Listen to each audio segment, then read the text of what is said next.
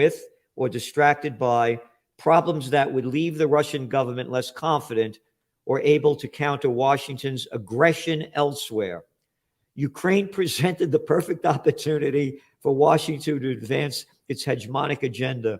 In a speech at the National Press Club last December, which was December 2013, Assistant Secretary of State Victoria Nuland boasted that Washington had invested $5 billion in non-governmental organizations in Ukraine for the purpose of NGOs to teach democracy. You remember that. You remember her speech. Yeah, people have no idea. They have no idea. Yeah, these are the unelected bureaucrats who are making policy. And I don't really think, quite frankly, President Biden is even remotely involved in any of this. I think he just is handed things to read, and he reads it into the teleprompter or the television cameras. So the people around him and the people at the State Department, over at Department of Defense that are the quote unquote Biden handlers, they're running this show. Nobody elected them. No one has consulted the American people. I dare say that if you consulted the American people on the wisdom of war with Russia, you would get a resounding no, overwhelmingly the majority, but they're not consulted. No, the people have no idea what's going on. They got CNN keeps running this article about this guy Walsh or whatever that killed his wife. What do I care about this stuff? That's not news. Elvis Presley's daughter died. Great, that's good for entertainment news, but don't tell me that's news. A football player gets tackled and gets a heart attack, and it's news for a week and a half. But the people don't have a clue what's going on. Yeah, it distracts everyone from what's really important. Yeah. Here, you ready? Yep. UK to go further in support of Ukraine. The United Kingdom is set to provide Ukraine with more than 200 armored vehicles in addition to a batch of Challenger 2 main battle tanks. This is today. It's one after another. They keep ramping this up. And you ready for this one? As I said, they're preparing us for nuclear war. This just came out today. Study, this is like you're talking to a 6-year-old. Study identifies best place to hide from nuclear blast shockwave. The corner of a room is the safest spot to hide from the massive shockwave caused by a nuclear explosion. You ready? Scientists from Cyprus have discovered after running computer simulation of the catastrophic event. Scientists from Cyprus? How about clowns from Disneyland? Who the hell are you talking to? Yeah, it's depressing. It's depressing, but it probably will get far less attention than Lisa Presley's demise. Yeah. Because Americans don't understand what's at stake. You know, we need all these billionaires, not a penny for peace. Where are the peace movements? You know, I had the rally up here. I had, Judge Napolitano, Scott Ritter, Gary Null, and Phil Giraldi. People don't know who Phil Giraldi is, but he's a former top CIA guy that goes into Bush's office and shows them the facts. There's no weapons of mass destruction in Iraq. And Bush tells him to get out of here, leave the office. And Giraldi, being a real man, quit. We sent out several thousand press releases over the course of 3 weeks. The streets were packed here. Zero coverage. Zero coverage. But if I had a rally to support Ukraine and put up a Ukrainian flags everywhere, it would have been great news coverage. Of course. So what do you suggest? What do you suggest we do to stop this? I think that the right in the country, as opposed to the left, I'm talking about, and the right has to be defined simply as Americans who care about and love their country. I've long been disappointed in the two-party system. I don't see much difference between Republicans and Democrats because they're all wholly owned subsidiaries of various lobbies. And as a result, subsidiaries of various lobbies. Perfectly said. Go on. I'm sorry. And as a result, we no longer have people in Washington representing the interests of the American people. And I felt strongly that we should have a new party completely. And I think we would attract large numbers of Democrats as well as Republicans into it.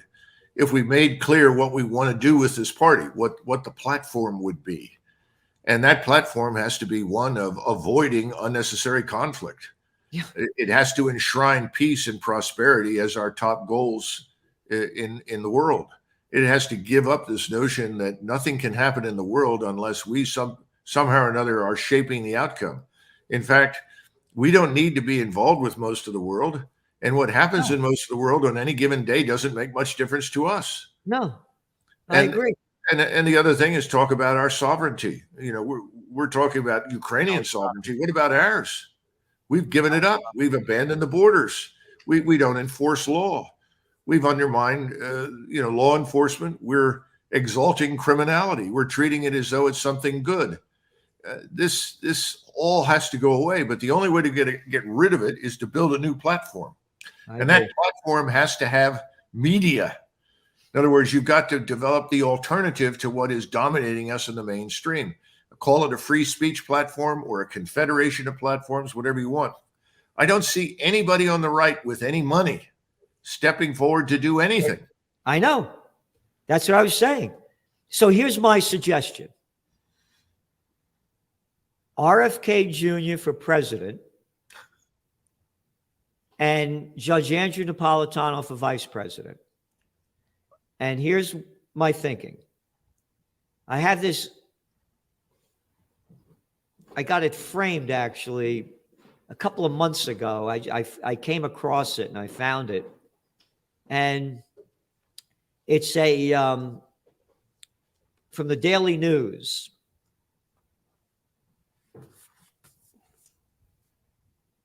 Mm-hmm. And then I found this one. RFK goes home. He's buried.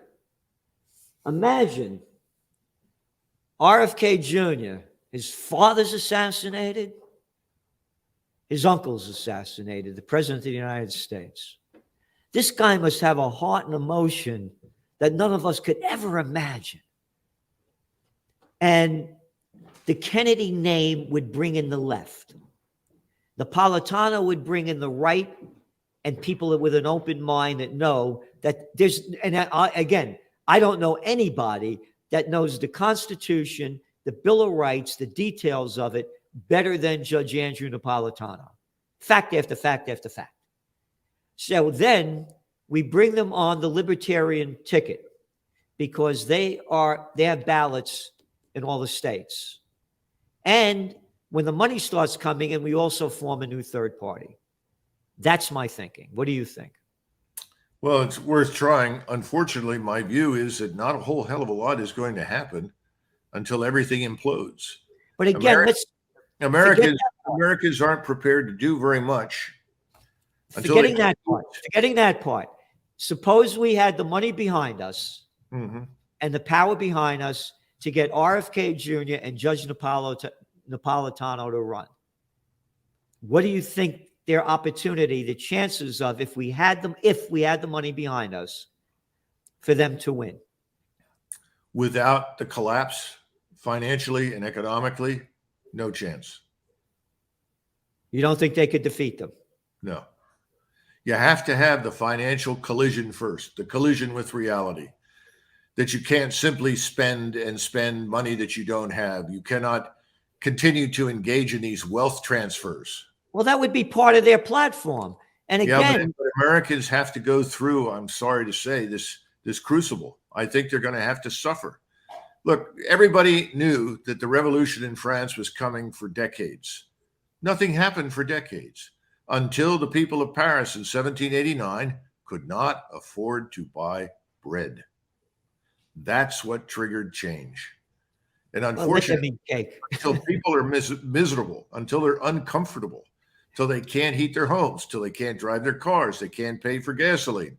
And look, we're on that path. You know that, Gerald. We're on this path. Yeah. When that happens, then there will be an appetite for people to come in who are not part of the status quo and make profound change. But we're not there yet. Well, I agree with you. The whole thing, you know, I go out, I work very hard, you know, with the magazine. It's a weekly, so I like to get out The streets are dead at night now. They're dead. 9 o'clock at night, dead. I went to a top place last night with a friend, and there was hardly anybody there. I went to New Year's Eve. I went to a party, came back after 12 o'clock on the major road up here in Kingston, between Woodstock and here. Hardly a car on the road. The whole thing has changed. People are going down. But I also want to point out that the latest Gallup poll came out and showed that people rank congressmen lower than used car salesmen. So that hatred and disgust of the parties is there among the people already. Well, that's an insult to used car salesmen. They're actually not bad people. Well, I'm just saying, you know. But listen, thanks so much. And oh, by the way, you said about our borders, securing our borders, that, you know, on the what's his name? Dwight D. Eisenhower, 5-star general, Supreme Commander of the Allied Forces. Just a couple of days ago was January 17th. On January 17th, 1961, he gave his farewell address, and he warned the American people that the military-industrial complex was robbing the nation of the genius of the scientists, the sweat of the laborers, and the future of the children. And here we are. And I mentioned JFK. I have his speech from the university. He spoke to the graduates of the University of American University on June of 1963. And his whole speech, the entire speech, was about peace and about the Soviet Union. Yeah, they're blah, blah, blah, blah. But, you know, they've lost 20 million people in World War II. Their country was destroyed. These are good people. Very positive. And at the end, he says, America will not go to war. This is then 5 months later, Jack, you're dead. I'm going back to the border, just making the connection. LBJ comes in. 8 months later, the Vietnam War starts. And LBJ was the guy that did away with the immigration policies to bring in cheap labor. I remember growing up as a kid, I used to hear my parents, and I didn't understand what they were talking about, that their cousin Constantino couldn't come over to America. There were limits on how many people you could bring in. And then in my book, Trends 2000, that I wrote in 1996, Bill Clinton did this thing with the H-1B visas to bring in more and more cheap labor. So that's what they've been doing. They've been bringing and letting all these people come in because the bigs that control everything, all they want is cheap labor. Well, I think LBJ said, I may be wrong and it may have been somebody else, but I think LBJ said, if I cannot find enough people in this country to vote Democratic, I'll import them. Yeah. And I really think that's been the message for. And that's what they're doing now. Again, when you and I were young guys, they had drugstores, they had stationery stores, they had grocery stores, they had hardware stores, and now they're just chains. Staples owns it. Home Depot owns it. Lowe's owns it. Kroger owns it. And all Walmart owns it. All we want is cheap labor. Amazon owns it. And to me, that's why they don't care. Let them come in. We need the cheap labor. Well, we've not paid attention for a long time, and we're about to reap the whirlwind. Yeah. And I'm afraid that reaping the whirlwind is an unavoidable necessity if we're to rescue this country. Well, I hear what you're saying. I'm going in a different direction. I'm going to do everything I can to get Judge Napolitano's on board. He said he'd do it. And RFK, at least we'll start changing the message, and we could start building, you know, if we don't win this time, you know, at least we set the foundation for the future. Because I agree with you 100%, we need a new third party. And this could be the beginning way of starting to do that. Thank you so much for being here, sure. Mr. McGregor. Your knowledge, your insights, and your observations are far beyond what most people know. And you have the inside loop as well on what's really going on in the war machine. So thank you so much for being on. So thank you, Gerald. God bless America. Oh, you can't say that anymore because no God would ever bless these wars. All right. Thanks for reminding me. I'll stick with it. All right. But that's the God that I want, Yeah. because no God would support this kind of thing. So let's have God bless America again. Yeah. Thank you. Right. Bye-bye. Bye-bye.